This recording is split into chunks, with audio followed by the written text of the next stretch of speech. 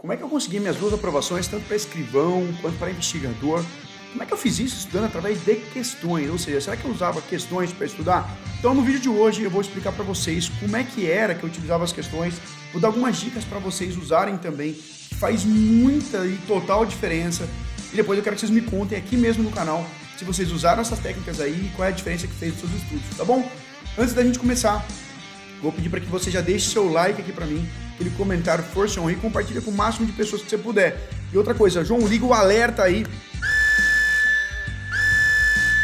Tem muita gente vindo aqui no canal que não está inscrito ainda, cara. Eu preciso então que você se inscreva no canal ou inscreva-se no canal para você estar ajudando a gente a divulgar mais trabalhos, mais conteúdo para você, tá bom? Então vamos lá, vamos aí falar então sobre estudar por questões, o quanto isso é importante.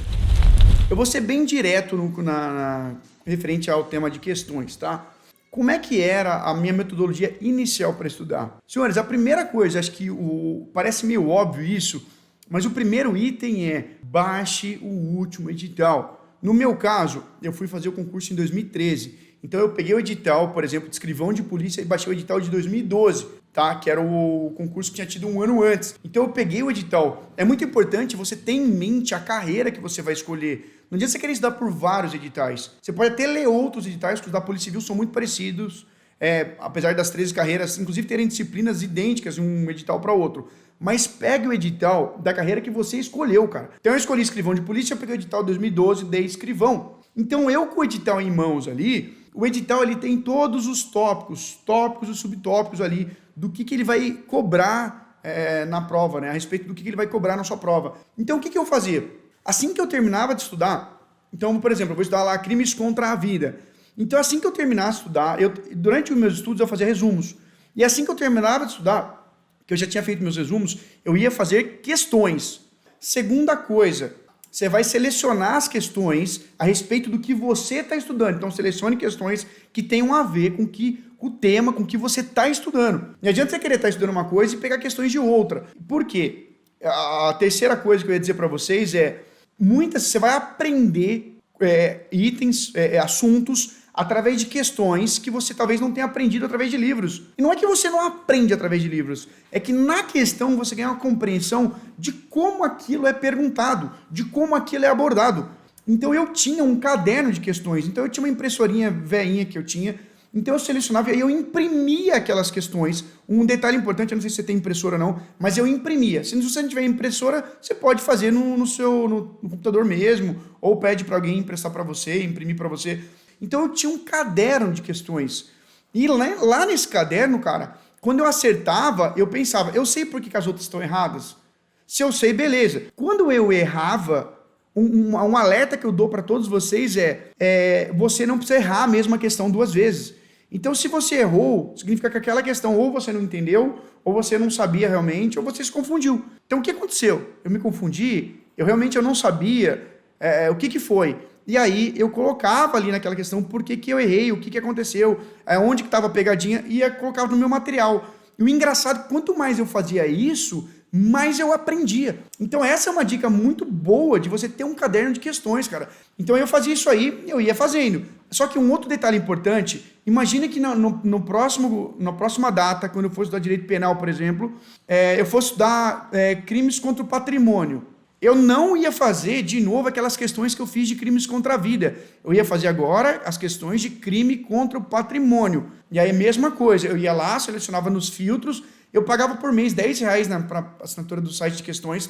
Aí eu imprimia as questões e fazia o mesmo esqueminha e colocava no meu caderno de questões. Toda semana eu tinha um horário na minha agenda para eu fazer uma revisão nos meus cadernos de questões. E detalhe, como sou um pouco, talvez, mais hiperativo, além do caderno de questões, eu ficava com o meu resumo de estudo do lado. Então, a questão que eu errava, eu colocava uma setinha no meu resumo. Eu tenho até um vídeo, o João coloca aqui, chama estudo reverso, é uma outra técnica, tá? Então, eu exauri todas as questões das últimas provas de escrivão de polícia, que era o concurso que eu tinha escolhido. Aí depois que eu esgotei, aí eu fui fazer questões de outras carreiras. Tem gente que baixa tudo junto por assunto, mas põe qualquer carreira. é uma opção também, visto que a banca é a mesma, é a VUNESP. E um outro detalhe que eu ia dizer para você é o seguinte, no dia da sua prova, como é que vai estar no dia da sua prova? Você vai sentar e vai ter um computador, você vai clicar? Não. O dia que você for fazer sua prova, o que vai ter? Vai ter um papel, pausa para tosse,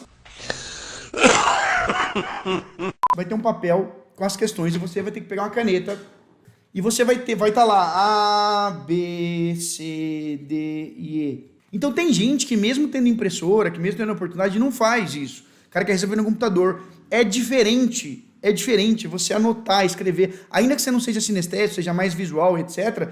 Mas é importante você pegar, essa aqui tá errada, essa aqui tá errada, essa aqui tá certa.